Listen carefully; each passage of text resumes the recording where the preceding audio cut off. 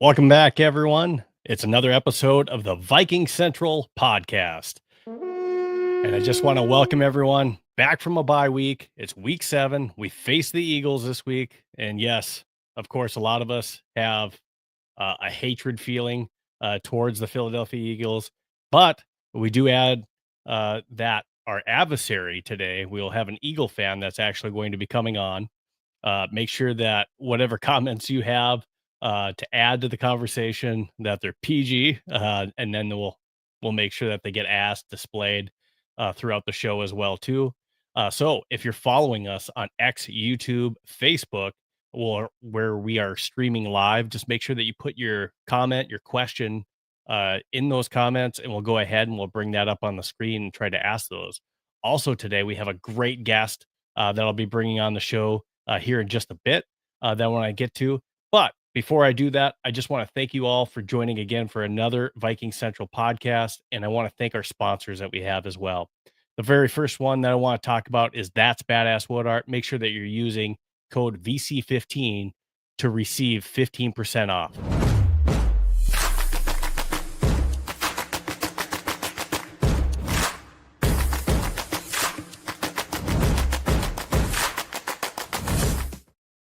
Luis does some custom pieces. He usually does some Vikings type art giveaway for every Sunday weekend when we have games going on. So make sure that you check them out. That's badasswoodart.com. Again, use that code VC15. They do custom pieces as well. So, and then we also are sponsored with our post-game show that we'll have tomorrow for our badass player of the game. Again, that's Badass Wood Art. That's pretty badass. All right, so I'm going to go ahead and welcome our special guest that we have today. You may have seen the different ads, and I'm trying to market who we have coming up here, but it's Coach Josh Jones from the San Antonio Brahmas in the UFL. So he's the defensive backs coach there, and we'll see with this upcoming season what happens with the UFL. But he's coming on today, and he does some different defensive breakdowns and stuff on social media. And he's been kind enough to actually come on the show and do some breakdowns for our pregame show for this Eagles Vikings matchup. So, Coach Josh Jones, like I said, right now, San Antonio Brahmas defensive backs coach. He also this minority internship that he did with the Green Bay Packers this spring, even though he was in the den of the enemy this spring.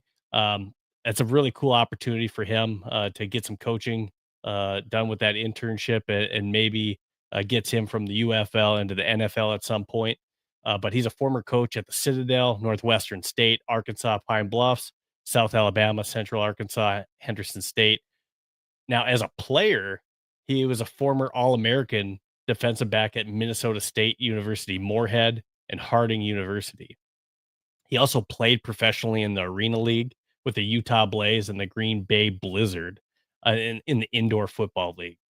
So pretty impressive stuff.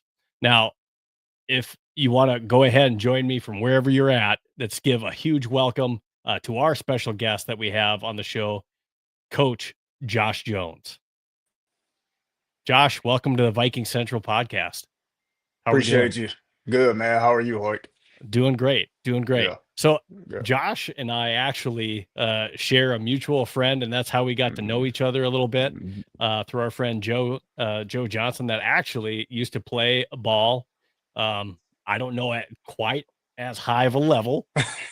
And he's laughing because he's probably going to watch this at some point. So I love this, but but Joe and Josh used to play together, and that's how I got to know Josh, is through my friend Joe. And I'm just so glad to have the opportunity to welcome you on this show, because you have a vast not only playing experience but also coaching experience to kind of add your perspective to this show. So just thank you for taking the time to come on with us today. Yeah, man, for sure. No, I appreciate you having me. So I talked a little bit about your background as far as what you've done in your playing career, your coaching career, right? But San Antonio Brahmas defensive backs coach, that's pretty impressive stuff. So now you're in professional football, doing some coaching. Right. Maybe with your internship that you just did, maybe that's a gateway towards some different networking relationships towards the Hmm. NFL. Um, but what was it like? Tell us what it's like transitioning from playing in college and what made you want to coach. It's funny because I tell everybody, man, honestly, I didn't want to coach. Like I had no desire to be a football coach. Honestly, it really fell into my lap. Um, I played arena ball, like you had said, Hmm. and I got hurt. But during that time of playing arena football, I was coaching at my high school in the fall. And so that was kind of my first introduction to coaching. And I really fell in love with it. And then I ended up getting a phone call. I got hurt in the arena league, and I got a phone call to go be a grad assistant at Hmm. Arkansas Tech University. And it was like, I'm hurt. I'm not playing anymore right now. I need to finish my degree because I didn't finish yet. And so it started 2013, and I just kind of fell in love with it and haven't looked back. Now, before you did that, you were a grad assistant at a few different schools, right? Right, right, And you were at Troy, Missouri, Western State, and Arkansas Tech, right? right, right. Now, as a player, because you mentioned this, so at Minnesota State Moorhead, you broke the Mhm. school record for interceptions with 10 interceptions as just a sophomore, Hmm. and Yeah, I yeah, were second nationally that year, and you yeah. pulled No, the school record for the longest punt return at 94 yards. yeah. Which I think I need to call them because I don't know if they got that on there, but I have the film. I Okay, don't know if they've got it on the record book, but it should be. you'll have to break that down, but punt Yeah. return, 94-yard punt return touchdown. Was that a game winner? Did you guys win that game at least? Uh, yeah, we won that game. It wasn't the game winner, but we did win that game. Awesome. Yeah. Very cool.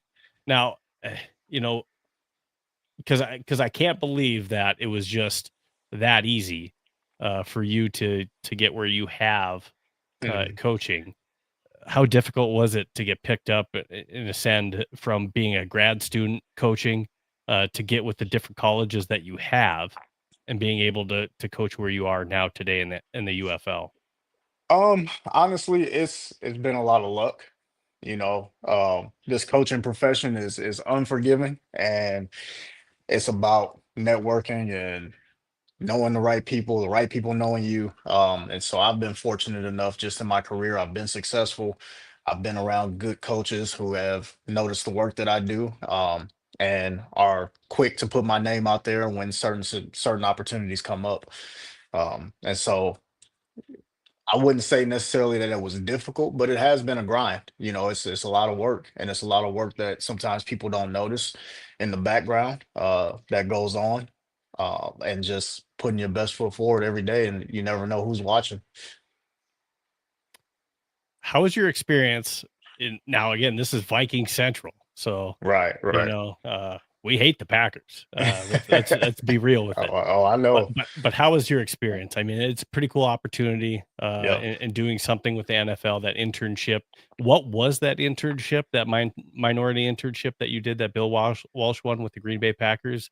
right. Um, what was that? So that's something that they've done for a while now, where they bring high school, college, or now UFL or any coaches, minority coaches, is to give them an opportunity to be in the building, learn, grow. You spend a couple weeks, going to practice, going to meetings. You're involved in the whole thing. Now, every team does it a little bit differently, and there are some teams that actually have their own. They don't do the Bill Walsh deal, but they have their own internship that they do. Mhm. Um, but the experience, man, was amazing. I've been fortunate these last 2 years to be coaching professionally, right? In the UFL, coaching professional athletes and guys who've played in the NFL, but then also now having that opportunity to spend 2 weeks in an NFL building and around NFL coaches and seeing how they operate and networking again, just how important that is. And hopefully, that turns into something one day and gets me to that level, wherever that be. It, what are some of your best memories coaching throughout the years at the different stops that you've been at? You've had the opportunity to coach with probably some great coaches to include Wade Phillips, Right, right. Wade's former awesome. NFL coach, right? Yeah, yeah. What's that like? And what are Dude, some of those best memories that you've had coaching yourself? um, well, first off, Wade's awesome. Wade is one of the best individuals I've ever been around. Just a down to earth, humble individual that will sit in your office and talk to you like you're a normal person and doesn't walk around like he's a future Hall of Fame NFL coach. Yeah, I mean Hmm. that's the type of person he is. And I mean his son is actually a coach for the Vikings. So um, got a chance to meet him as well. Just a great family and great people all together. Some of my best memories coaching, I would say the first one is my first year as a full-time head coach, full-time coach. I don't know why I say head coach, full-time coach at Henderson State, coaching the Hmm. corners. Um, and we were playing Southern Arkansas, and it was a big game. We had one loss that season, and they wanted to knock us off. It was playoff implications and whatnot. And we got a fourth down stop with about a minute and 6 seconds left, and we had no timeouts. And our offense goes down 94 yards and scores on the last play of the game to win the game. Um, just the way the fans ran on the field, like that whole environment. It's Division 2, but I mean that was a huge game and it was a good following too. So that's one of my favorite ones. And you talk about that. So I mean, um, a lot of fans, Right. the offense is the glamour, they Hmm. get a lot of the glory in a lot Hmm. of times, but they don't even get the opportunity to go down and drive the field if it's not for the defense Right. stopping stopping them and getting the ball back. Right. So I mean, the defense plays its part, doesn't always get the credit that it's Hmm. due, Hmm. so um but man, the offense isn't able to do that if the defense isn't able to shut them down, get the ball back Exactly. in those different situations. So I mean, um the defense does the dirty work. They do the hard gritty stuff. Mhm. Oh yeah, yeah. And you don't get a lot of credit for it. It's not the glamour, like you said. Yeah, Everybody wants to see points and big plays, big passes, big runs, but the defensive side of the ball is equally, if not more important. absolutely. You know, So we talked and I'm not trying to answer it for you, but yeah, yeah, yeah. if you had to say, who was your favorite head coach that you learned the most from? Um, I mean, I would have to say Wade, Coach Wade. Definitely. Getting to pick his brain. We run his defense, and so seeing some of the things that he's done, just how he operates, how Mhm, he manages. Just the entirety of all of it. Like I've had a chance, last off season, my fiance and I lived just outside of Houston, and Coach Wade lives in Houston. That's where he's from.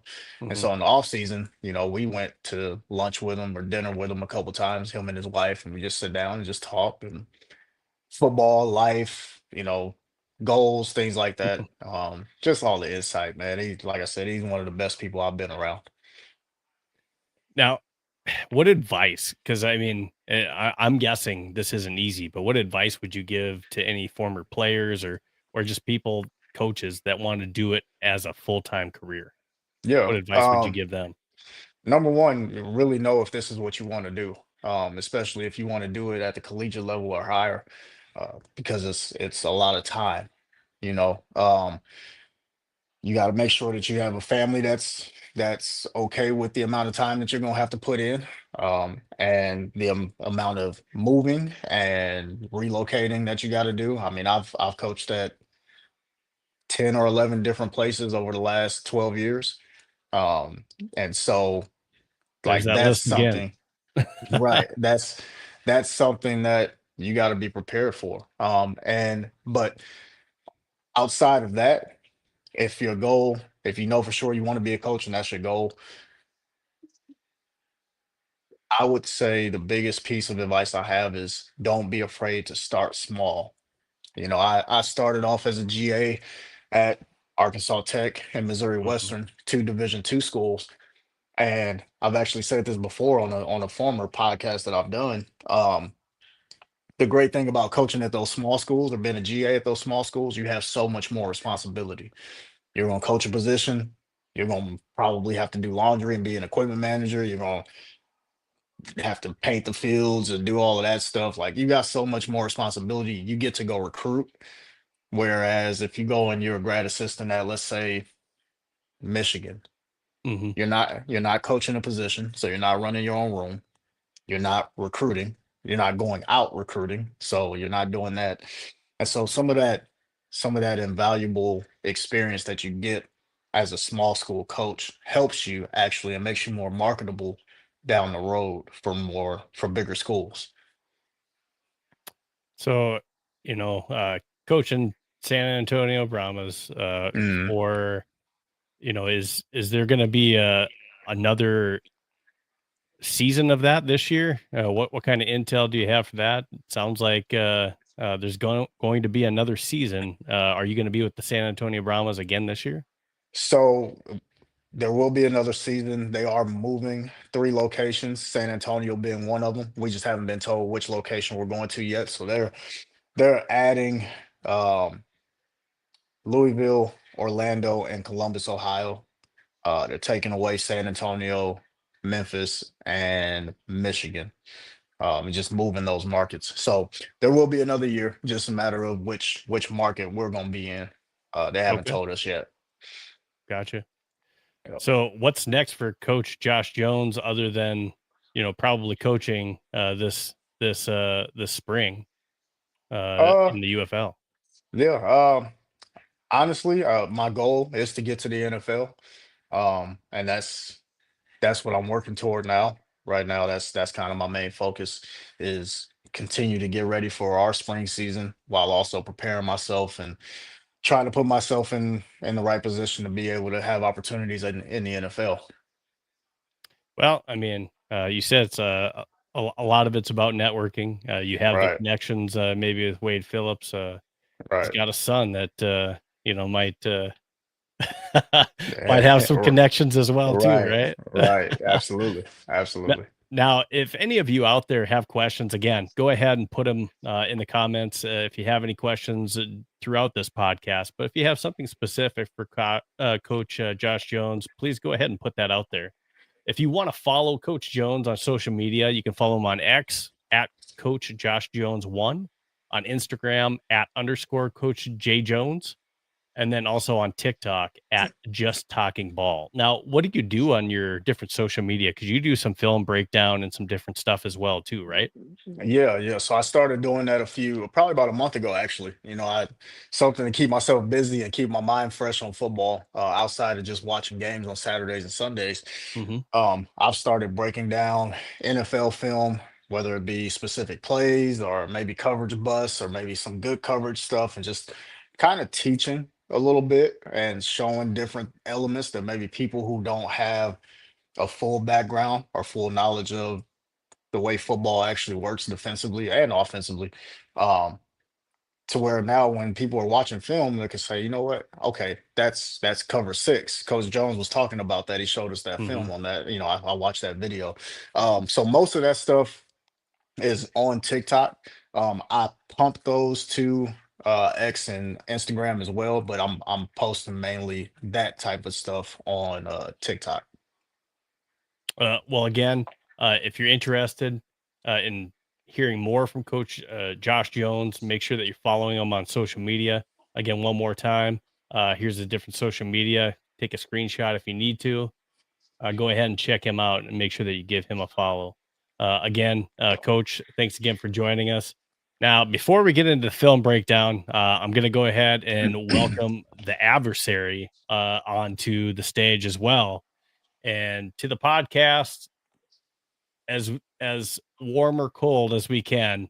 We're going to welcome to the Vikings Central Podcast a Philadelphia Eagle fan, a friend of mine, Jeremy Malo. Hey, So game nice to be here. analysis via fan guest Jeremy Malo. So Jeremy, you're a friend of mine, and so for that, Yeah. It's and proof because we're that professional here, Eagles of and course we're gonna. Vikings, we can be Yeah, friends.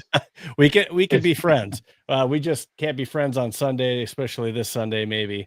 Um, but yes, no. So thank you, welcome for coming on the show. This is something new that I'm trying to do, which is trying to get a point of view from an opposing team. So as we go throughout the season, if for some reason there is a different social media podcast from a different team that wants to come on the show, I'd love to have you on Viking Central, or even some passionate fans that maybe have a different perspective of what they think they're going to be able to do on a Sunday to try to get the win.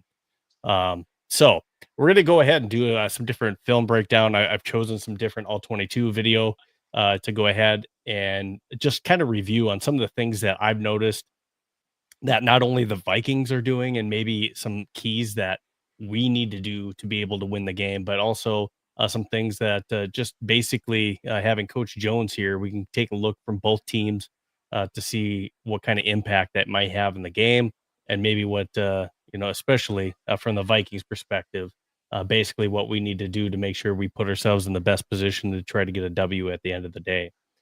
So I'm going to go ahead and put on the stage some video here. So this very first clip that I'm going to show is actually a breakdown of Saquon Barkley. So their rushing game and some of the things that I'll talk about for the keys of the game is going to have to deal with our rushing attack. So, our rushing defense, because that's one of the things that we've been struggling with as a Vikings team. We've been mostly one of the tops in the league as far as pass defense goes, but where we've been struggling has been in our last couple games with Kenneth Gainwell having success against us, Quinshon Judkins having success against us. That's Bijan Robinson having success against us. That's one of the things in this game. Even though he's been a little slow going this season, Saquon has, we can't let him have a big game on us. So I'm going to go ahead and break down this play. And this is just a couple different angles of just some of the things that the Eagles are doing. And Coach, if there's anything that you want to talk about in this play, go ahead and do that. Here's just one angle with it with Saquon Barkley in the backfield. Now, some of the things that I'll talk about with this is the excellent offensive line play that the Eagles tend to have. Now they do have, I believe they have at least one injury coming into this game. But if you take a look at number 56, he's going to do an excellent job at pulling out from his right guard position and getting upfield to get a block that actually springs Saquon for an additional 10 to 12 yards on this play. So 56, he gets that block up front, but on this cutback that Saquon does, because he gets out there and does that block, it springs Saquon for another 10 to 12 yards. And that's one of the things that the Vikings need to be able to do is get that stop up front early. And if we rewind this back, Dallas Goedert, you see him pull down on this block on the right side, number 88. Now, he probably has a chance of getting this tackle, and I don't know if there's maybe a hold there either, but that little chip that he gives the opportunity for Saquon to kind of bounce that back out to have a really big run. That's one of the things that we need to stop in this game is not have big runs. Is there anything that you want to point out with that, Josh? Yeah, if you go back there, that same view, that block by Goddard there, really that end has a chance to make this play, and when you look at it, he just needs to go flat. So with the flow going away from him here, if he goes flat Mhm. right now, that cutback lane's taken away. And because he doesn't get flat, you're protected by the nickel who's playing quarterback here for the cutback. He Yep. should be flat and take that away. It ends up being an arm tackle. You can't arm tackle Saquon Barkley. He's too big, he's too strong. But I think everywhere else they're playing it pretty good. Like you said, with 56 climbing up to the second level, anytime you can get to the second level backers clean, it makes it tough. Now the Giants did a really good job in this game in Hmm. actually containing Saquon Barkley Right. and Jalen Hurts. For the most part, they did a great job. The Right. Eagles are on a 2-game slide coming into this, but you do see that corner that's you know kind of spying and making sure that on this RPO game that he's not tucking and running. Right. That is a great job by the corner in doing this. And you're going to see this in future plays to where that corner is kind of staying home and making sure that Jalen Hurts isn't taking off and running for a big play on him. Right. So we'll go ahead and take a look at the next play that I want to bring up. So again, it's going to be Saquon again in the backfield. Bringing Devontae Smith in motion. And again, he's going to end up springing out to that left side, and he's actually going to fake it to the right and cut back left. And that's a huge hole. And that is a dangerous thing that you don't want to see as a safety in that backfield, where it looks like you may be one-on-one against Saquon Barkley. Now he ends up getting the stop and gets the tackle. But man, that's another huge gain. And you're going to see what happens with 51 on this play as well, too. So he's going to push up, does an excellent job blocking this whole right side of that offensive line, pushing out. And you're just going to see Saquon take that back left, fools that linebacker, who went and committed too far to that right side of the line. And man, that's just scary. You know, when you see that on film, I don't want to say 9 times out of 10, but at least half the time, you maybe don't make this play on Saquon. Yeah. No, that's absolutely right. I mean, at the end of the day, when you talk about, you know, the importance of 11 people doing their job, it's one person not doing their job. Everywhere else on that line and the linebackers, you got gaps, contained and taken care of. That linebacker needs to stay backside for the cutback right there. He gets a little too nosy, and you can't do that with good backs. You can't do that and let a guy like Saquon get downhill that fast. And the problem with the Eagles on the rushing side of the ball is that RPO, because it's not just Saquon that you have to worry about. Jalen Hurts is fully capable of taking that ball and tucking it and taking off on you and running for a huge gain. Right. Here on this next play, you're going to see Jalen Hurts in shotgun.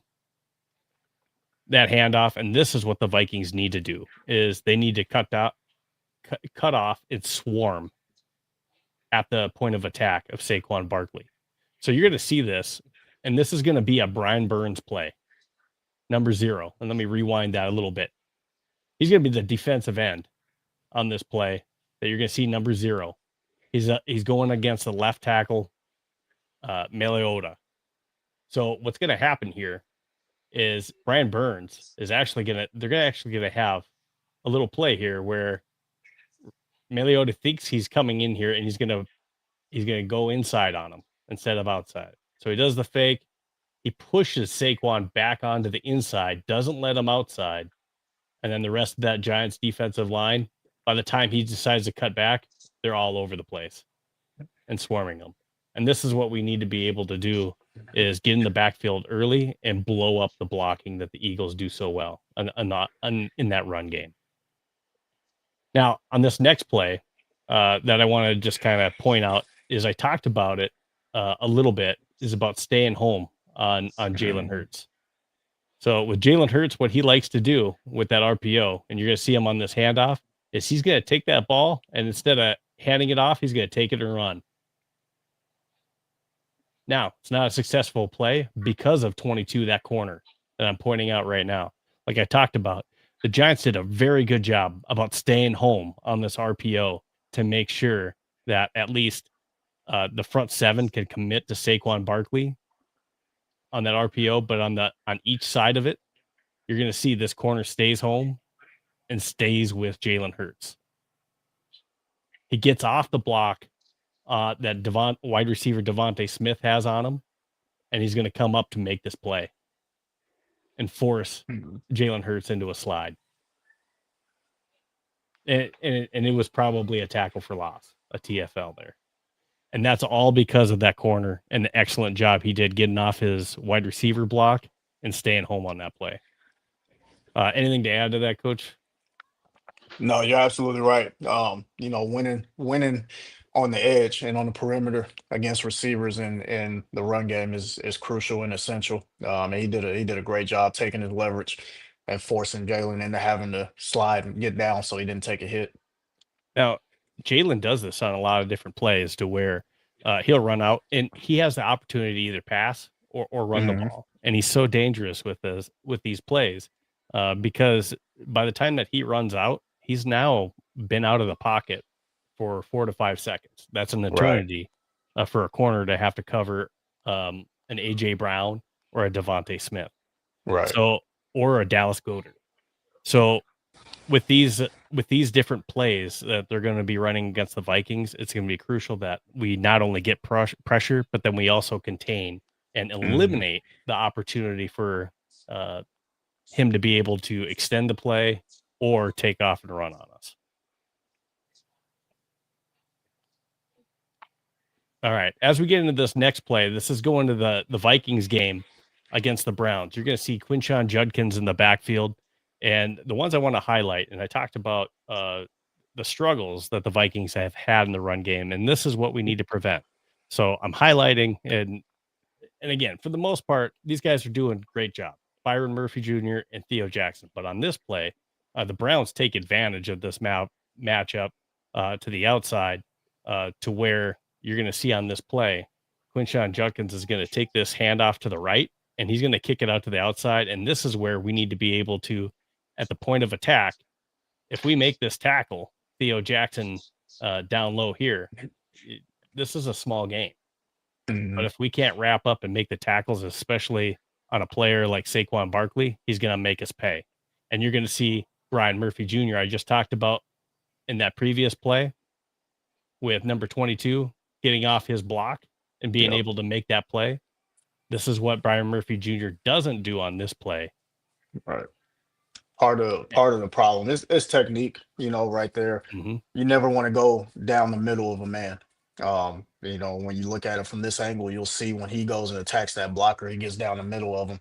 And now you allow that receiver to grab that outside shoulder, you'll never make the play. So if he takes half a man and takes his leverage, we always talk about keep your outside arm and leg free. Meaning that in this picture, his left arm and his left leg to where that receiver can't get a hold of it. He makes Quinshon Judkins have to stick his foot in the ground and get vertical. And now Theo Jackson's got a better chance to make this play. So and here's that point of attack right here in that angle. Yep. And Theo Jackson, you see how his helmet's on the wrong side. He's going to kick that outside, and he blows right by Byron Murphy Jr., who's still on that block and has totally given up that outside. Now, if it's not for Eric Wilson getting to that corner and pushing him out of bounds, that's a touchdown. Right. Instead of a 30-plus yard gain. All right. So those are the type of plays that we need to limit, and we need to not allow them to do to us on this game. All right, you're going to see Byron Murphy Jr. on this play, and this is where the stuff that we are doing right, especially when we get in red zone defense. Byron Murphy Jr., you're going to see Jerry Jeudy on this play going to the inside, and Byron Murphy Jr. gets inside on his man and making a great play. Yeah, great technique. Great job of keeping his feet active, collisioning at the top of the route. Excuse me, a little bit of contact, but there's going to be some contact on plays, and the refs let them play a little bit. It is what it is. And this is one thing that I love about Byron Murphy Jr. is he's aggressive at the ball, and he's going to make a play to either go get the ball or he's going to make a play to bat that ball down. Right. And that's just an excellent play. Oh, and I just accidentally skipped around where I didn't want to. Sorry about that. Go back to that play. All right. Sorry about that. All right. So here's another play where we need to be careful when we're talking about the Eagles and Dallas Goedert. So in the Cleveland game, Harold Fannin Jr. took advantage of us with our linebacking core, and who's done a phenomenal job so far this year, Eric Wilson. He does blow the coverage on this play to where Harold Fannin gets out on him. But this is something with Dallas Goedert, who's a better player than Harold Fannin Jr., to where we need to be able to minimize the way and you're going to see the different ways that the Eagles use Dallas Goedert. But here on this play, you're going to see Harold Fannin Jr. He's going to act like he's blocking on this play, and he's just going to shoot out. And there's nobody there. And you got a rookie quarterback that's just able to put it over the top for an easy touchdown.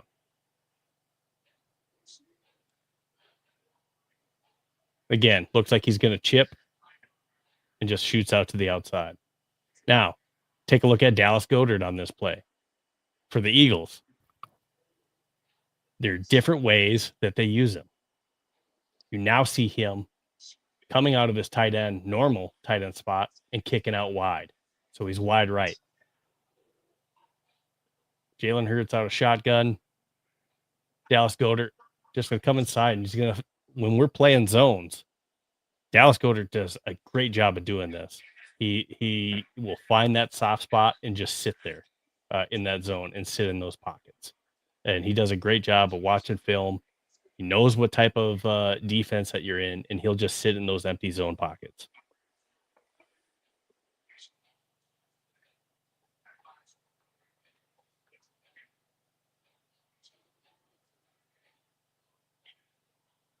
Just looking at it from another angle.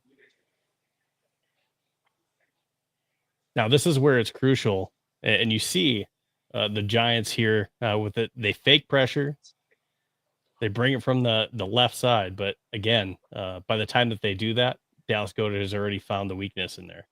Again, another play where Dallas Goedert is going to go ahead and find that weakness. He's going to kick out just like you saw Harold Fannin do earlier, and they're going to use him in so many different ways. All right, so now let's take a look at some of the things that the Eagles are doing on the defensive side of the ball. And there's some more looks that I'll show you here. But here's a play where the Eagles have put a lot of pressure on their up front. Now, they got some beasts that it sounds like the Eagles will be fully healthy up front. But with Jordan Davis and Jalen Carter up front, they have the ability to really push up front. And you're going to see on this play that with their edges and putting the pressure that they did on Jackson Dart, he's actually able to still get off this pass, but it's a really risky throw. It turns out good for the Giants, but this isn't a throw that I would normally like to see my quarterback make. He gets pressured up front, and he's just going to throw it up because he sees that single coverage. So if you look at Wan'Dale Robinson, he's covered on this play. And the corner's got the over-the-top coverage, and he's just fortunate on this play that his wide receiver goes up and comes down with the ball. There's even a safety over the top. So a very risky throw, in my opinion. I don't know what you think on that as well, Coach, but I wouldn't like to see my quarterback throwing that jump ball when I know I have a safety over the top. That's a recipe for a pick all day long. Yeah, no. If I'm that DB coach right now, I'm pretty upset that we let them catch that ball. When you're in a perfect position for it. But they get paid too. They're on contracts and whatnot. So it's a really good play by that kid. Okay, so just another look. So you got Ojomo and Jordan Davis coming up front on this, and you're going to see how they explode. This is Jordan Davis taking on the center and the right guard, and he's able to blow up both of these guys in the middle with a stunt and going around them and putting that pressure. So expect to see the thing that has been. Now, again, we've had 14 different offensive line combinations with the Vikings this year, but expect to see a lot of stunts by the Eagles defensive line. They use it a lot, and that's something that has had a lot of success against the Vikings so far this year. But they put that pressure, and they put Jackson Dart in a position where he throws a pass that he is lucky to even have a completion and not result in a turnover on this play. Again, that safety over the top. I mean, you're just lucky. I mean, if he doesn't underthrow that ball like he did, that's maybe going the other way. Yeah, definitely. Here's another look. Again, now what do the Vikings need to do? Now, something that the Giants had success last week in doing was you're going to see a defensive end stunt the other way from Brian Burns. So this is one of the things that they were having success against the Eagles and really putting some pressure on Jalen Hurts. So number 0, you're going to see Brian Burns go ahead and perform a stunt in here, come around the other side and get right in on Jalen Hurts to where he has nowhere to go. So if we can do that with a healthy Jonathan Grenard or Dallas Turner and do that with our defensive line, our inside defensive line, we need to put that pressure up front, but make sure that we close off the ends and make sure that we have contained. Now, A.J. Brown, Devonta Smith are not easy matchups. And this is something, Coach Jones, I'm going to go ahead and ask you about. What do our defensive corners need to do? I mean, what do you do against a man like that can, you can just throw it up. A.J. Brown, that's a big dude. Yeah. I mean, you can expect for them to get theirs. I think you got to limit the amount of explosive plays that you give up. But in terms of what you need to do as a whole, what everybody else is doing and taking away that run game and making them have to make these throws on a consistent basis. Mm-hmm. I think you've got the DBs in the back end that can play with them. It's just a matter of now when you get those opportunities, you got to make those plays. Now, this is an amazing catch by Absolutely. A.J. Brown, but it was also it was a rush throw, but Jalen Hurts actually kind of misses the throw on this. AJ has beat his man over the top, and the safety's late in getting there. If he puts this over the top, AJ Brown is maybe still running. Yeah. But instead, he puts it on the outside, which isn't a bad placement for it. Right. But in the end, AJ has to make an amazing one-handed catch to come down with this ball. Right. I mean, it's a good play. It's a good ball. It's not. Is it the best ball? Maybe not. But it's a good enough ball to where he gives AJ Brown an opportunity to make the play, and makes it tough on that DB. The back shoulder throw is always tough. Sure. Yeah, I mean, it's a little bit underthrown. He has to come back and turn his body and one arm's keeping that defender at bay, and the other arm is bringing this in one arm. I mean, it's an amazing catch. And stays in bounds. But if that thing's over the top, AJ Brown, for sure gets that ball and maybe still running. Right. So we definitely have to be careful. And that Jalen Hurts has the confidence, even though he hasn't done it a lot this season, to be able to throw to AJ Brown, Devonta Smith. Right. Now, here's another one that I want to highlight, and I want to rewind this a little bit more here again. And what you're going to see on this play is this is highlighting, again, Dallas Goedert. So anytime that you're playing zone, know that Jalen Hurts is almost one of his first targets is going to be Dallas. And it's because he does such a great job in just sitting and finding those empty pockets. And you're going to see him do that here. So he's sitting on the right side of the offensive line, and you're going to see Dallas Goedert. He's just going to run out, not sprinting, because he's looking for that empty. He already knows where he's going to go. He's looking to sit in that empty part of that zone. And once he gets there, look at that pocket that Jalen Hurts has to throw to. That's a huge bullseye with a big area to throw to. Easy completion. And again, when you're given a quarterback, I can go out there and make those throws when your guy's that open. I mean, that's an amazing job by Dallas Goedert to find those openings. We do some of that same stuff, and we can do that. But man, Dallas does an amazing job, and that's where we just have to be cognizant of that. Make sure that we're either pressuring and getting the pressure on Jalen Hurts before he can find that guy. Now, this is just another way. We used a trick play in our game against Cleveland where Cam Akers threw to an open Josh Oliver. So we used our tight end. Well, the Eagles do some of that same. And again, Dallas Goedert again. You're going to see Jalen Hurts just do a flip on the inside to their tight end because they have that kind of trust on him to be able to get in to the end zone from here. So you're going to see Dallas goes, again, he's out wide right. Jalen Hurts comes in, flips him the ball. Wide receivers doing the blocking with the offensive line, and he gets in. How do you stop that if you're a corner and you got Dallas Goedert coming on, running at you with the ball with the It's head of tough. steam? You're gonna need a lot of people to get him down. He does a good job, blocking that. Safety number 8 tries to come up and make the play. Dallas Goedert is just that's a big man to try to bring down. Right. Okay, so on this play, you're going to see Jalen Hurts, again, he's scrambling. This is where he's dangerous. He's getting outside the pocket. He's basically able to ad-lib on the outside edge. And he's going to go ahead and he has time to either run that ball or he finds his receiver out on the edge. So, I mean, how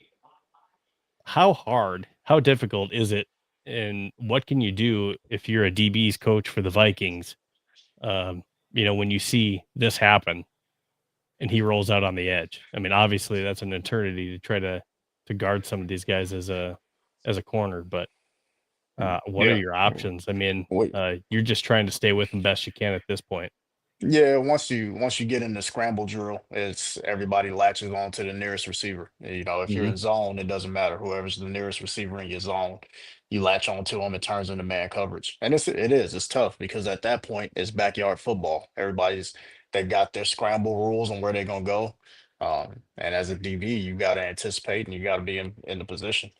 But anytime quarterback gets out of the pocket, that's tough. That's why that front seven, that front four, front seven is so important to the back end.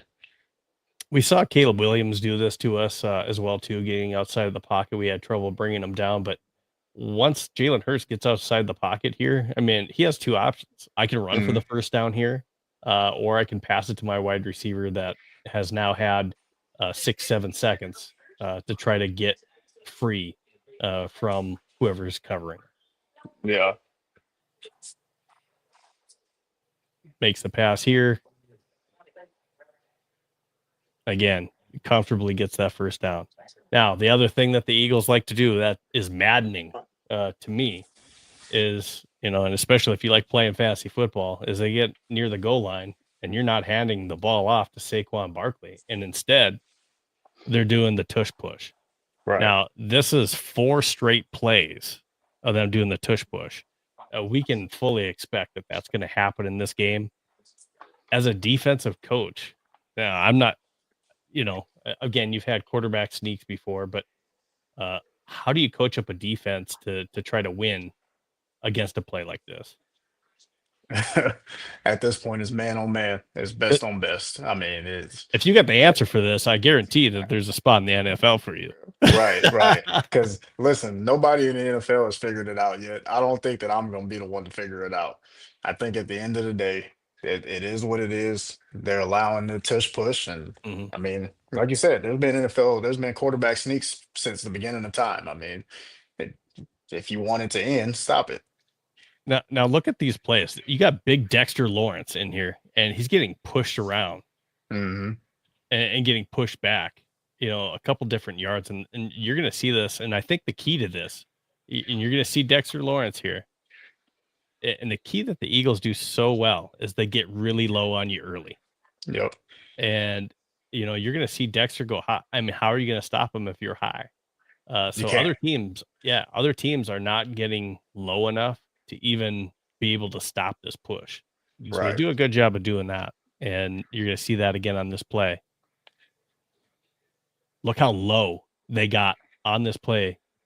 You can't even see that offensive line because they got so low on everyone else and pushing.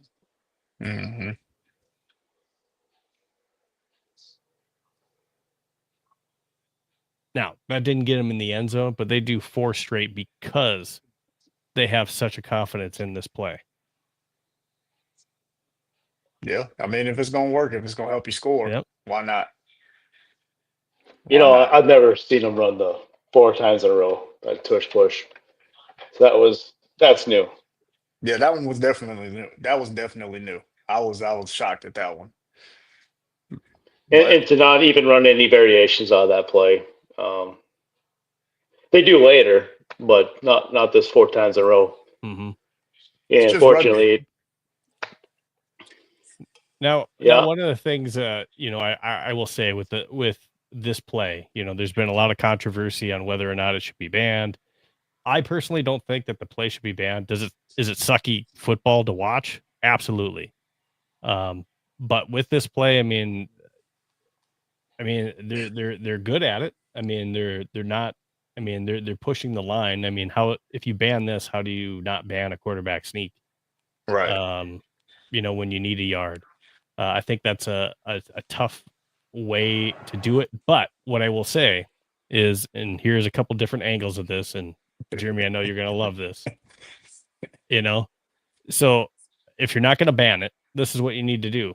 You need to flag either side of the ball. But for sure, if we can call false starts, if we can call offsides on different plays, I don't know how 4 straight plays of this play and we don't see that they're jumping offsides. Basically, they're jumping the snap. The Eagles are. So they're false starting on this play. So you're going to see the right guard and left guard before it's even the ball's even been snapped. So this was something that they took a look at in this game. But for some reason, the refs, I mean, you're right down the line. I don't know how you're not catching this. So that's something that I think the league, hopefully other teams are voicing their opinion. Maybe Kevin O'Connell is, at least, I don't know, you mentioned something to the refs before the game, maybe the league office, whatever. But I mean, that's what they've been looking at. If you're a defense and they're getting a jump on you, how do you stop that? Yeah, you can't. You can't. The league does have to do something about that for sure.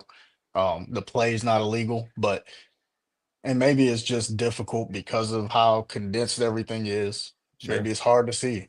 Maybe it's hard to see from that vantage point how fast it happens, seeing those guys move, before that ball snap. But no, they do have to get a hold of that just for the entire league. Another angle of it, both guards already moving before that ball snap. And look how low they get. Now, this is part of their success is look how low they got on the rest of that Chiefs defense and to drive and push. So the execution is good. All I'm saying is, if they're false starting on the play, you got to call it. Same thing if the defensive team is offsides and jumping it, just like you would flag them for that. It just has to happen on both sides of the ball. So, as an Eagles fan, what do you have to say for yourself? I guarantee you, if it was the Dallas Cowboys doing this and I was watching this, I would be throwing my red flag out. No, it's just that play where I think they're really good at it. The rest of the league, I think, has to learn how to stop it. But at the same time, I think you need to call the flag. You need to throw the flag if there's a penalty there. That's my opinion. Absolutely, I think fair is fair. But once the league voted to keep the tush push, I know the personal vendetta that Nick Sirianni is going to run that play every chance he gets. As a as an in your face type of play. So they're not going to run that play. But you're right. I mean, if they're offsides or if they're lying over the ball, you have to. With the way technology is these days and how nitpicky football is, you gotta call it. You have a running back in Saquon Barkley that just ran for 2,000 yards. So I mean, this is just the maddening part for me. And yes, they ended up getting a touchdown on this play, but why not just give it to Saquon? Yeah, and if I'm Saquon Barkley as well, I hate seeing this too. Like, I'm right here. Well, even last year, you got snowed on quite a few touchdowns that could have gone to him, and we're starting to see more this year that they're running variations of the tush push by pitching it out or passing out of it. So you probably see you'll probably see that tomorrow. Sure. Getting back into our game film, the last thing I want to break down here is just Minnesota. We did a great job on the offensive side of the ball, especially in this last drive. Carson Wentz goes 9 for 9 in this game-winning drive against the Cleveland Browns, and these are some of the things that we need to continue to do well. Now, one thing that I want to bring up, of course, is this is what we're looking like. Possible week 7 offensive line starters. We might be the healthiest and at our best than we've been all season. Now, that doesn't say a whole lot because we've had 14 different offensive line variations, as I said before. But Christian Darrisaw, Donovan Jackson, Blake Brandel at center, who I think, and when I first brought this up, I was kind of shot down a little bit on whether or not, I brought up, hey, could he be a starting center in the NFL? I think he can. And now I think more people are starting to come around to that idea. He's a bigger guy, but he plays that position so well. And because, at right guard, left guard, the struggle that he has is with his, a little bit with his footwork. But at center, he doesn't have to worry about that as much. At the center position, and he's just such a big guy. And with those defensive linemen, he's able to kind of hold his own. And we saw that against, a really good interior defensive lineman with the Browns going against Blake Brandel. He did a fantastic job. And center is a hard position to play. He was communicating last week. Again, you had Justin School on the line playing. You had Joe Huber getting his first start on the line. You're trying to communicate to rookies that it's their first time. You don't have a whole lot of chemistry. You had Justin School going from right tackle to left tackle because of Christian Darrisaw's snaps being on a snap count. The guy did an amazing job. The only one that's been healthy all season is Will Fries. We possibly get Brian O'Neill back. That's huge for us as well. Having that chemistry is going to be big. Now, when we get into this game in this final drive, and I'm just going to run through a lot of these plays a little bit quickly, but we did a really good job, running the ball towards the end of the game. We weren't having a whole lot of success early, but in this drive, like everything was clicking.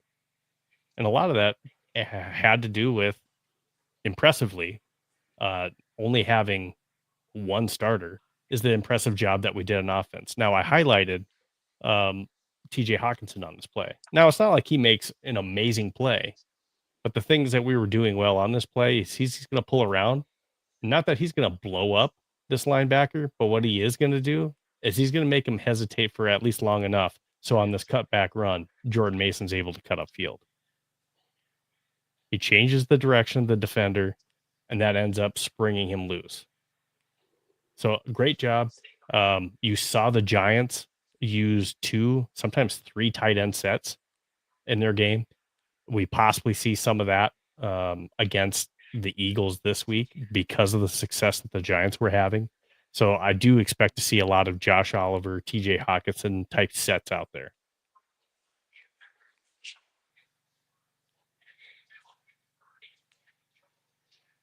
Here's a pass play. Again, it's just a quick out. And this one, I believe, was to Speedy Jalen Naylor. Yes, it was. We're just going to keep rolling through this again. This is just that final drive. If there's anything you want to talk about on any of these plays, go ahead and do so, Coach. Gotcha.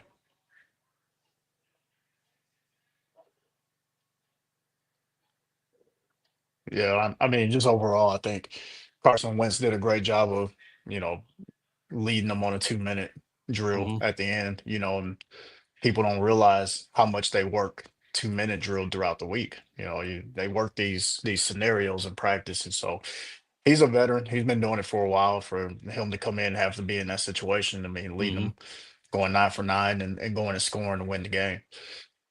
Now, in our post game against Cleveland, we had some people that were upset about TJ Hawkinson, or at least there was one person that was upset about how TJ was performing. Man, especially late in the game here, you're going to see TJ Hawkinson comes up big, not just on that little block that he did, even though it wasn't, he didn't blow him up, but he did what he needed to do to change the direction of that defender to spring Jordan Mason. You're going to see him again on this play. Again, make a good play in the passing game. But Blake Brandell, again, at center, you're going to see him in this play do a good job offensively. He's going to first get his first block and help out his left guard, Joe Huber, the rookie, with that defensive tackle. Then he's just going to destroy him and take him out of the play. Just a fantastic job. And again, TJ Hawkinson getting open, getting the catch.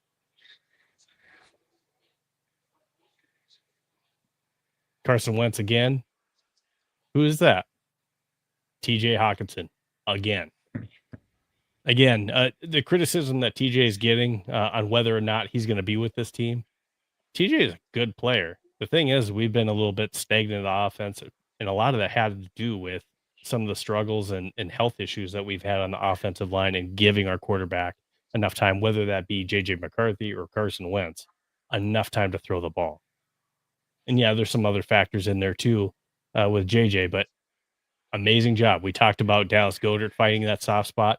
TJ Hawkinson can do that stuff too and is amazing at doing that as well. We just got to give our quarterback enough time for him to get to that spot, the defense, especially when they're playing zone coverage.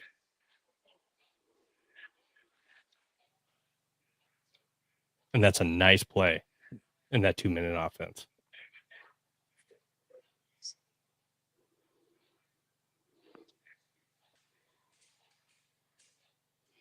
Now, this is another one where this is kind of like what we saw with A.J. Brown. That's the same level of trust that Carson Wentz had. And it's almost the same type of throw and a similar type catch that Justin Jefferson has to make on this play to be able to bring in this ball. Just an amazing catch. And again, he sees that one-on-one coverage, even though it's Denzel Ward. He has the faith to go ahead and throw him this ball. Now, the offensive lineman that I'm highlighting on this very same play is Joe Huber, rookie, getting his first start. Oh my gosh! And I just did that again, man. Hold on, let me get back to my spot. No, back to tush push. All right. Yeah, we can't let you off that easy, right? Now I think it's not this play.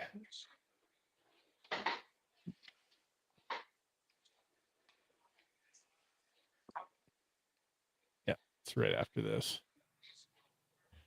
I apologize. Okay, so here's the play. Okay, we had that a little bit farther. Okay, awesome. This play here? Yeah, it's this play. Okay, so he makes that throw to Justin Jefferson. Like I said, amazing catch, but I want to highlight Joe Huber on this play. Joe Huber, rookie left guard, comes into the game, needs to start for Jonathan Jackson, and does a good job. He at least pushes him off away. He gets beat early, but again, he at least pushes him off on that play, and Carson does a good job keeping that sidestep and getting off the pass. But because he got pressured on this play, he had to get the ball away, and at least Joe Huber is able to kind of push him out of the play.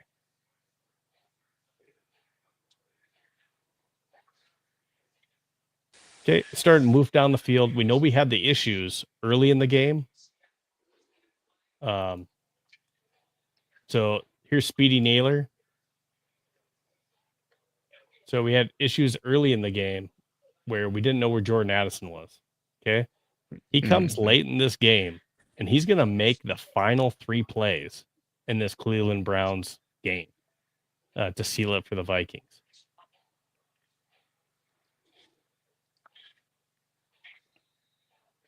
Okay, so we got the Jordan Mason play, and then I believe it gets into the final 3 where really it's just Jordan Addison that takes over.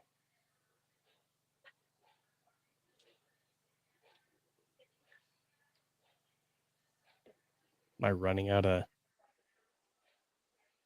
I think I just ran out of time. I don't think it let me load the entirety of this video. Oh, wow. Well, that's okay. The last thing I wanted to show you is just how the Vikings are able to also find that coverage. And basically what I would have showed you in that video, and I apologize, is the soft spot in the coverage. What ended up happening on that very same play, Jordan Addison was able to find that soft spot on that game-winning touchdown play to where Carson Wentz did an amazing job in threading the needle in between the cornerback and the safety, and basically found the hole in the zone. And that's all that Jordan Addison did, is he ran to that pylon, that soft area, if you will, of that zone. And that's something with and you can correct me if I'm wrong. If you're not getting the pressure and you're in zone coverage, it's hard to defend in zone coverage the more time a quarterback's sitting in that pocket, because those wide receivers have time to go ahead and find that soft spot in the coverage. Right. With that, we're going to go ahead and move on to some of the different matchups that we're going to see in this game. And just hold on one second as I get rid of a couple of graphics here and bring on some new ones.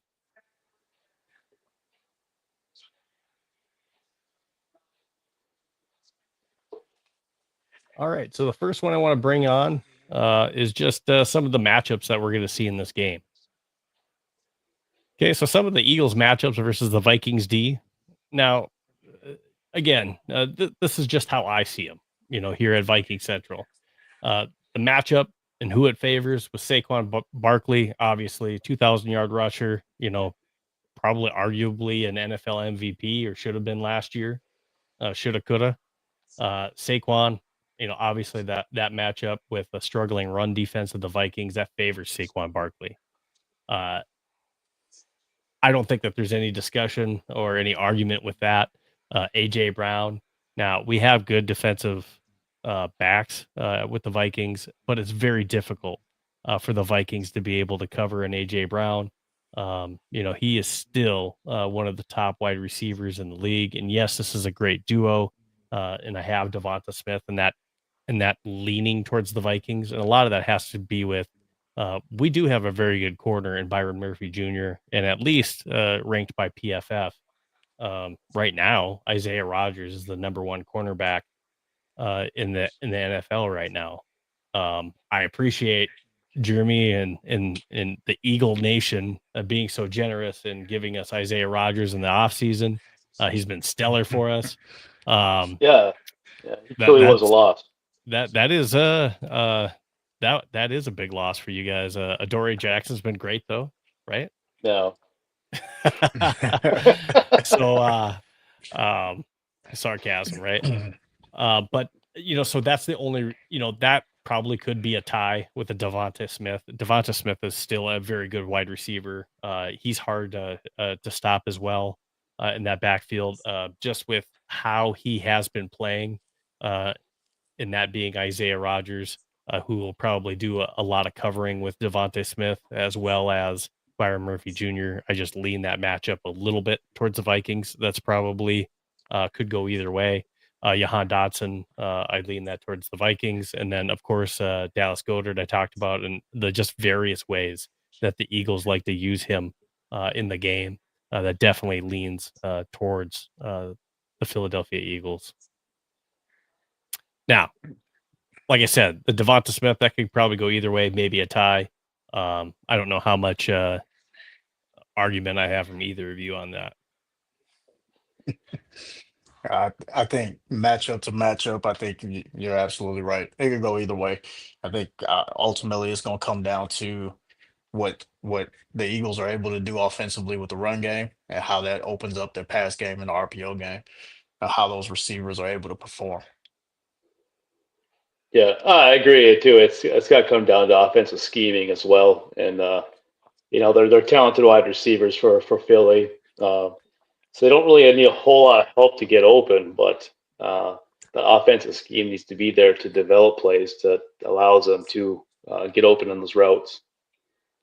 Now, on the Minnesota Vikings side of the ball, I really don't think that there's a corner in the league that I would say has an advantage over Justin Jefferson. Jamar Chase, you're going to have a hard time convincing me that there's a corner that I would put in that conversation that's going to shut down Justin Jefferson. Jordan Addison, that's maybe a similar conversation that we can have, like a Devontae Smith type one, where maybe that could lead in a tie. But the thing that I'll say is the two corners with Cooper DeJean and then Quinyon Mitchell, who is maybe fully healthy. He was limited earlier in the week, and then his last two practice, I believe he was a full participant. So he looks to be a full go for this matchup. How healthy is he going into this game? I'm not sure. Jordan Mason in this game, I would say, and you can correct me if I'm wrong with this, but the Eagles have had a little bit of trouble stopping the run this last week versus the Giants. We saw Cam Scatabo go off. He's ripping off his shirt, and he's chest bumping Fitzpatrick on the post game show. I'm hoping I see Jordan Mason ripping off his shirt too, and doing. He won't be doing that, but I just hope I see Jordan Mason having a good, solid game. I do like that matchup with a healthy, hopefully a healthy-ish Vikings offensive line back. Now, again, that's not saying this is just talking run game. Pass rush, that is a really good pass rush that the Eagles have on their side of the ball. But again, when healthy, at least on paper, this is a very good Vikings offensive line, especially at their bookends with Christian Darrisaw and then Brian O'Neill on the other side. Jalen Naylor, I do lean that definitely towards the Philadelphia Eagles with the corners that they have. And then TJ Hawkinson, I think we can take advantage of that matchup with the linebackers, but you guys have a very good linebacker core. Zach Bond is a very capable linebacker that you guys have there as well as Jihad Campbell. That's a very good linebacking core that you guys have. I do think that we have the opportunity with TJ Hawkinson, though, to take some advantage against this Eagles defense and use him in different ways, as we see the Vikings do. It's just whether or not those opportunities present themselves. We've seen Carson Wentz use both Josh Oliver and TJ Hawkinson quite a bit. So I expect them to be heavily involved in this offense as well. Yeah, I'm pretty happy to see that Jihad Campbell is doing well as far as a coverage linebacker, and that does bode well going up against a guy like TJ Hawkinson. So I do agree with your assessment. There is a tie with that rookie linebacker, and the one thing that keeps me up is whether or not Quinyon Mitchell, who's been looks like he's questionable for tomorrow, whether or not he has had success with Justin Jefferson in the past games. But if he's not out there on the field, now I have to sit with Ringo or Jackson against Jefferson and Addison. It's a scary matchup.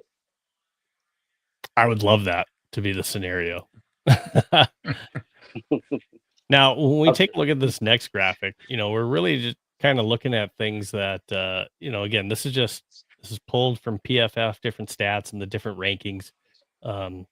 There are individuals that take a look at PFF, and it's a very good tool. But when we take a look at the different ranks, you're seeing the points scored, points against, like with the Eagles. They've had more points scored against them than they've scored themselves.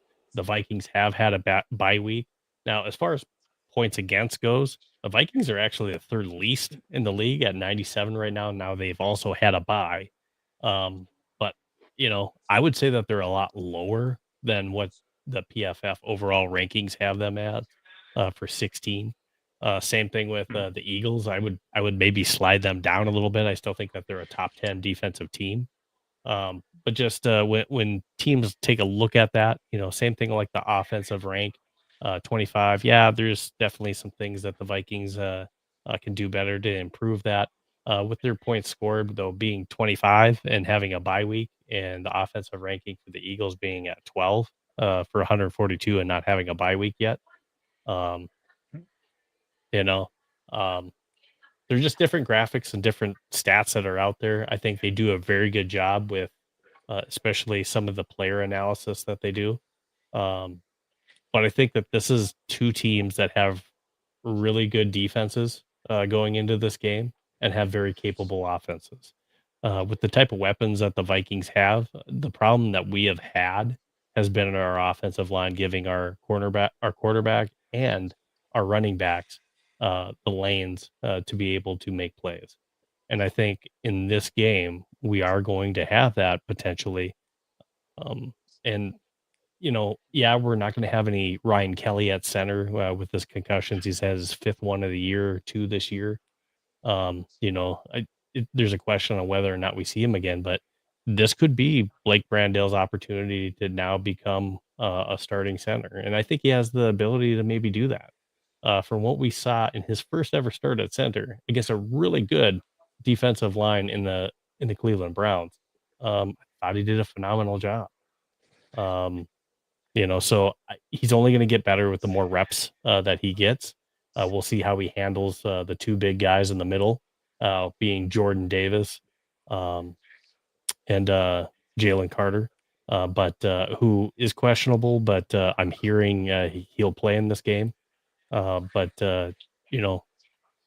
think that makes us and will make us a better offense going into this game, being as healthy as we appear to maybe be on the offensive line. Anything to add, I guess, to that at all? I don't know how much either of you have paid attention to the offensive line game or PFF stats, but I think there's a lot of good things that you can take from PFF. But again, it's not a BL guide. You got to watch the games as well. Yeah, and statistically, they're a lot more evenly matched than what the PFF rankings will show you. Mhm. As far as points per game and rushing defense per game and whatnot, they're a lot closer and more similar than what PFF shows because it's a different measuring tool that they use to grade. Absolutely. Now, Yeah, and I think they're looking at Philadelphia as the potential. If you put them at the 12th ranked offense, that's potential. The running game and the passing game at this point are in the lower half of the league right now. Mm-hmm. Now this gives us a good opportunity to give you the opportunity to say how you think the Eagles potentially may come into Minnesota and attempt to get a win at the Ship. Well, so they're going to come into US Bank. What are your keys to victory? This is something you put together. I did, yes. So I think overall, you got to look at the offensive line blocking success. It's they're banged up. They're still dealing with injuries from last year. They had a long year and they didn't get a lot of recovery.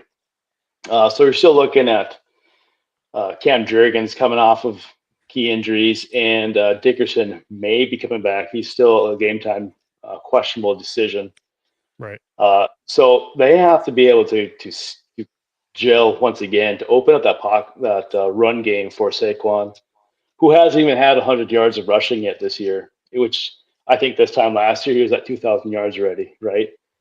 So it's hard, and that's a joke, but it's hard to compare last year to this year and not look at the offensive line being banged up. And again, I kind of spilled into the run game efficiency. The holes are just not there yet.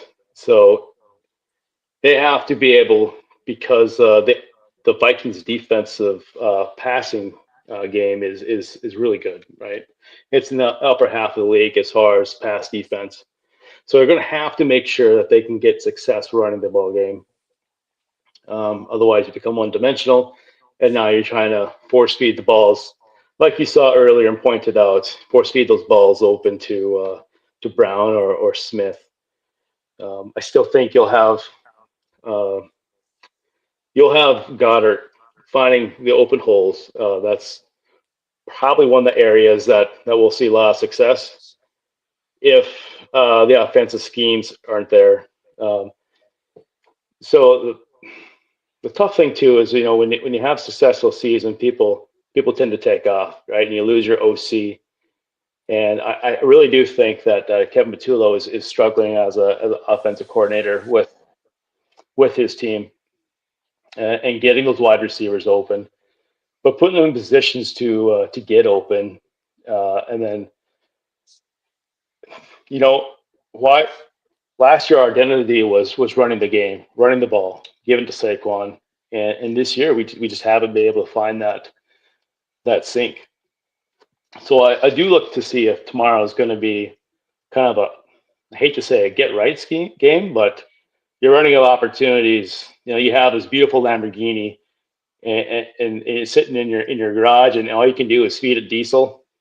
Let's we gotta change things up and use these wide receivers and Saquon to our benefit. And then moving on to our defensive line pressure, I think this is one of the areas that Philadelphia can put pressure on against Carson Wentz, who has thrown the ball a lot quicker now under Kevin's offense, but he still has a tendency to hold on that ball. And with Jalen Carter looking to come back tomorrow, along with Jordan Davis, I do believe that they can actually put some pressure on that line and stuff out that run. But they're going to have to because with Wentz targeting Jefferson 11 times a game, they're developing really good chemistry.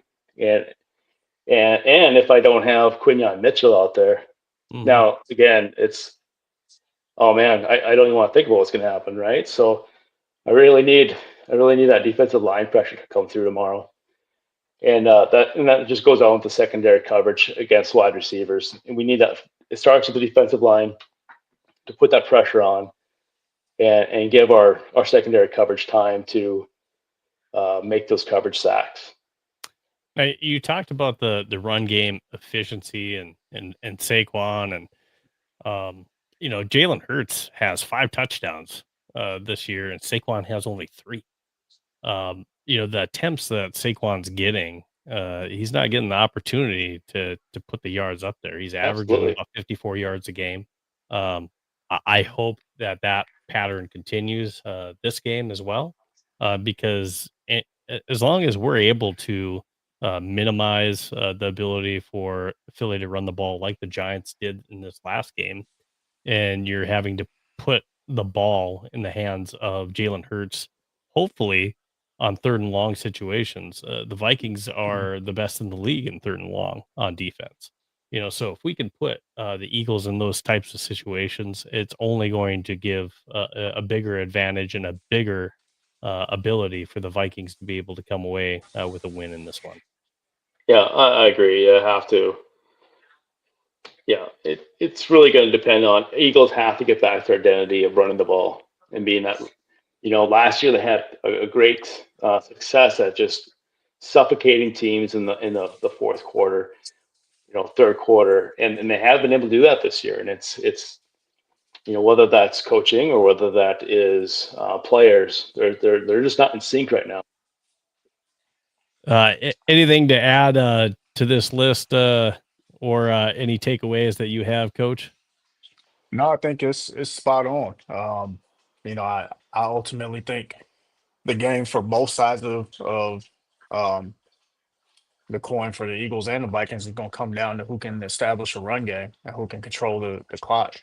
Both teams have struggled stopping the run this year. And obviously, the Eagles would like to get Saquon going again. Mhm. Now, I think if they do what they've done the last 2 weeks, having Jalen Hurts throw the ball 33 and 38 times and giving Saquon Barkley 12 carries and 8 carries, whatever it was. And I don't know, he could be a little banged up, and they may not just be telling anybody because they don't want anybody to change their scheme week to week. But that's not.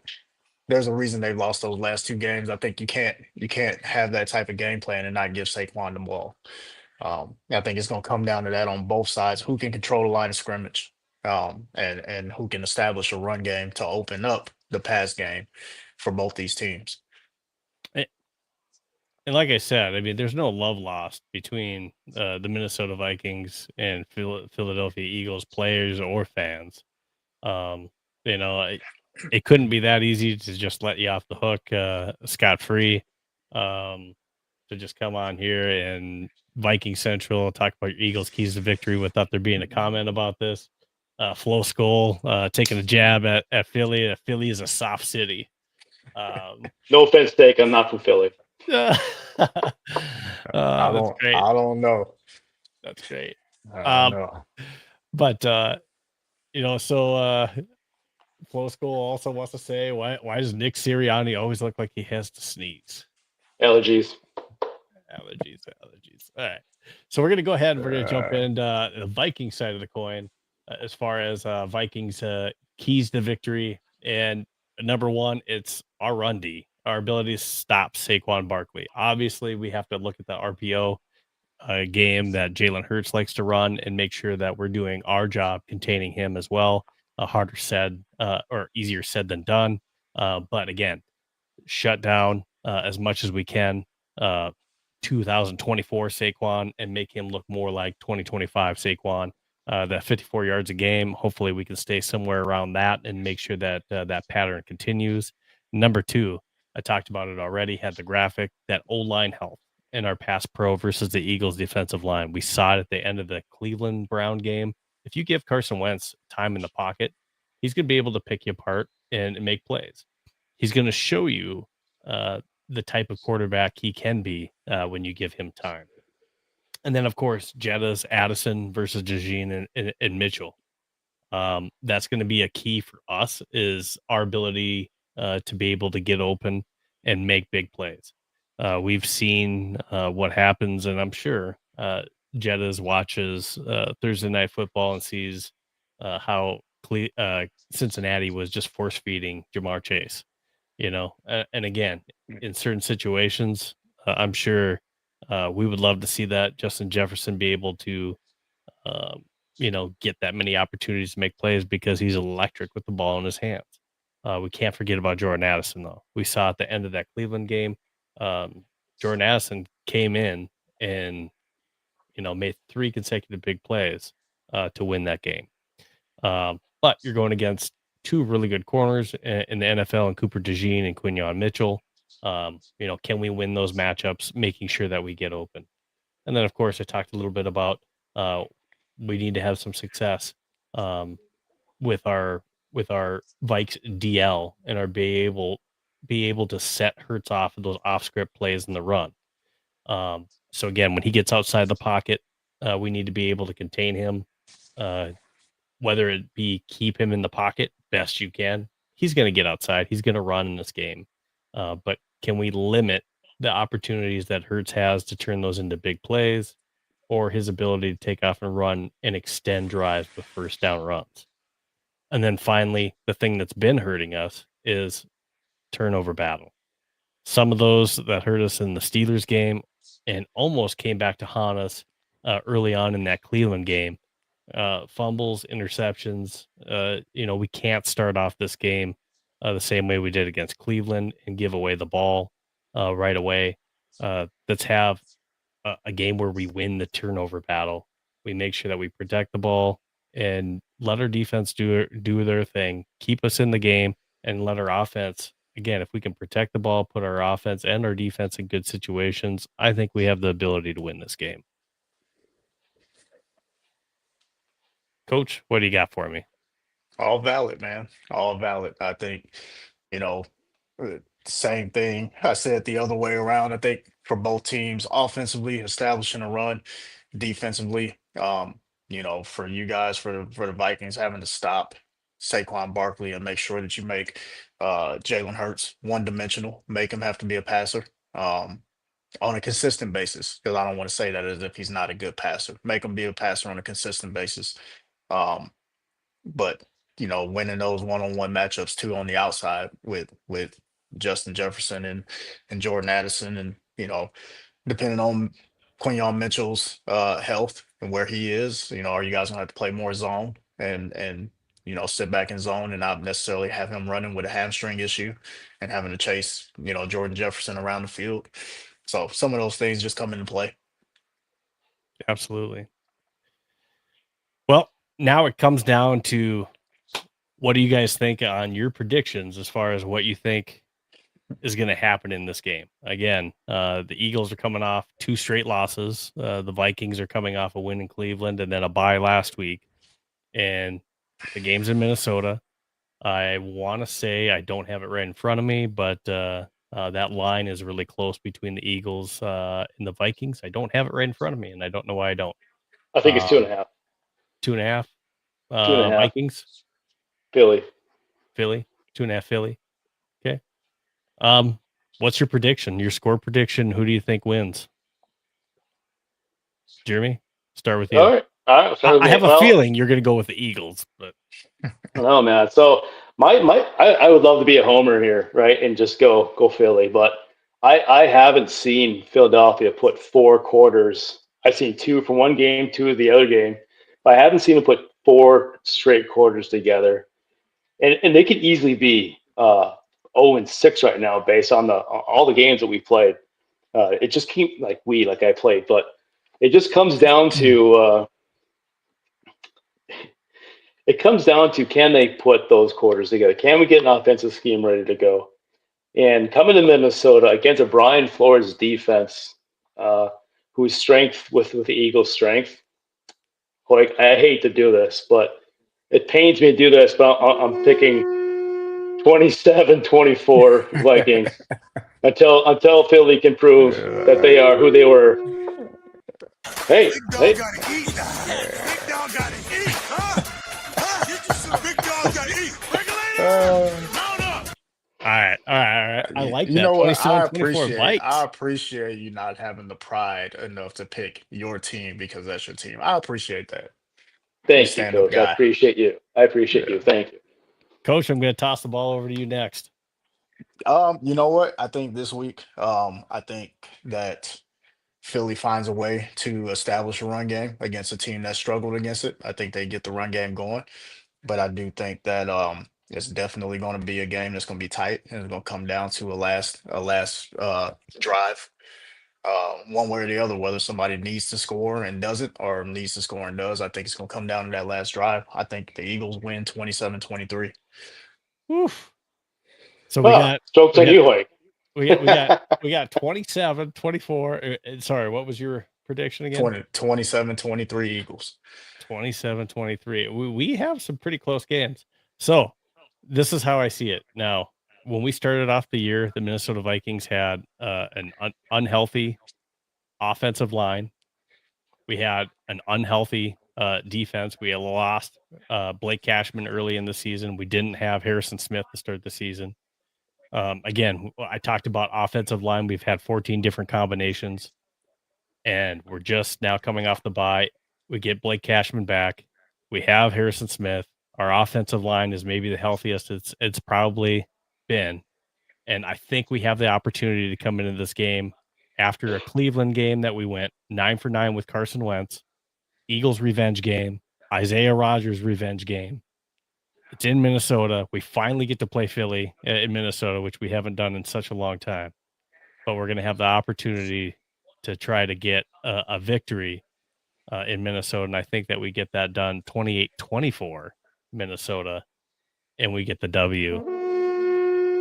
And I think it all comes down, like you said, it's going to come down late. And I think it's going to come down to Carson Wentz being able to get a Minnesota Vikings against your Eagles. You guys go down. We send you packing. We don't need to grease up any light poles in Minnesota. I have those sound effects over here, man. Yeah, we don't need to grease up anything. I think we get the W. I think it's a really close game.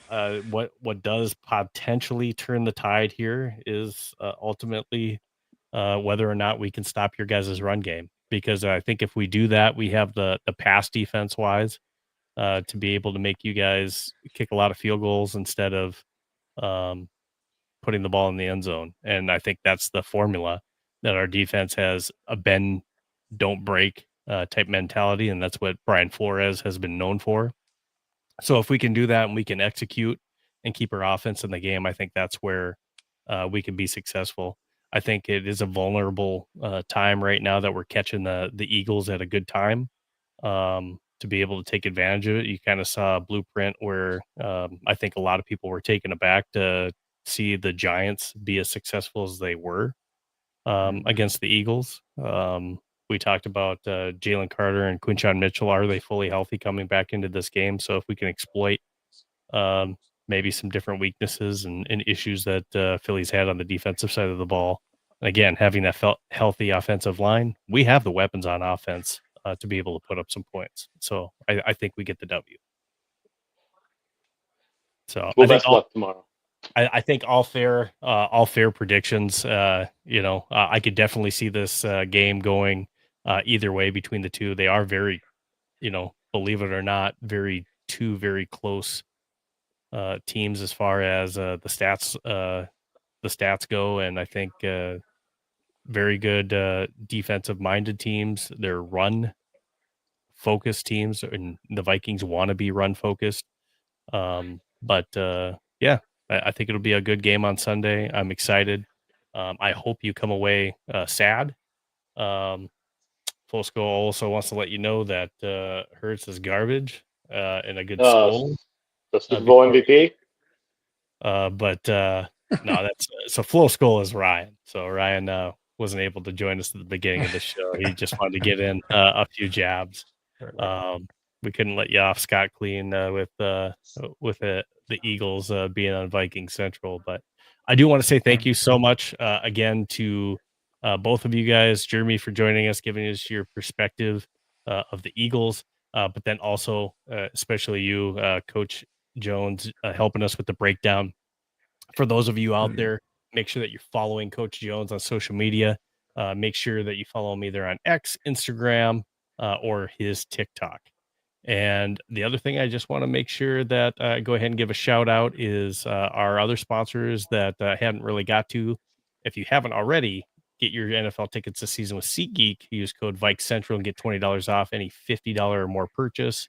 Of course, if you're looking for some different threads for your favorite NFL team, straight cash, homie, check out Homage.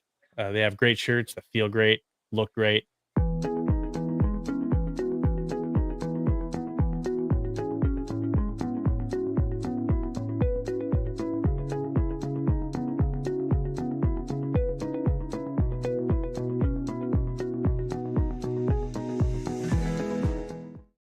Go ahead. Legendary is on deck. Go ahead and use that code that you saw, that link or that QR code. And you can go ahead and not only get a discount from Homage, but then that's also another way that you can support us here at Vikings Central. Any last words that you have, Jeremy, before I give Josh an opportunity? Yeah. No, I really appreciate the time to come on here and just talk football. I know it's been a fun football game in the past between the Eagles and Vikings. And Coach, it was a pleasure meeting you, and I wish you nothing but success down in Memphis and all your future endeavors. Yeah, man. Appreciate you. Thank you. Coach, I'll pass it off to you. Yeah, man. No, I appreciate it. This was awesome. This was awesome getting on here talking ball with you guys, and getting a chance to just dive into some football. This is what I love to do. So get an opportunity, man. Hopefully we get a chance to do it again. Absolutely. If you do, if you want to come on and do some more of this, we'd love to have you on in future opportunities. Just let me know, hit me up. And I hope we're talking to Coach Josh Jones as a cornerback coach or defensive coach somewhere in the NFL at some point. I think that would be a really not with the Eagles. I'm just stretching. If you go to the Eagles, I we can still be friends, but I don't know if I can. I mean, is it worse though? Is it worse to go to the Packers or go to the Eagles? The Packers. Good point.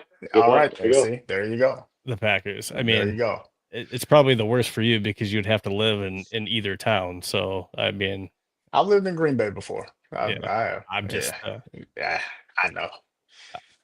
I gotta hate at birth. It was something as a Vikings fan. You can't like Green Bay, but I definitely do appreciate it. I think your knowledge, your experience is more than welcome on this show anytime. So thanks again, Coach, for coming on. And for Viking Central, thank you to those of you out here that are currently watching. And hopefully we see you next time for the post-game show, where we're hopefully talking about a Vikings victory tomorrow after the game. So 12 o'clock game time, Eagles, Vikings, week 7.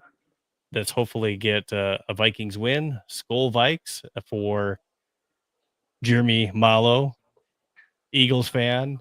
And for Josh Jones and myself, Steve Hoykla, this is Viking Central. Skol Vikings.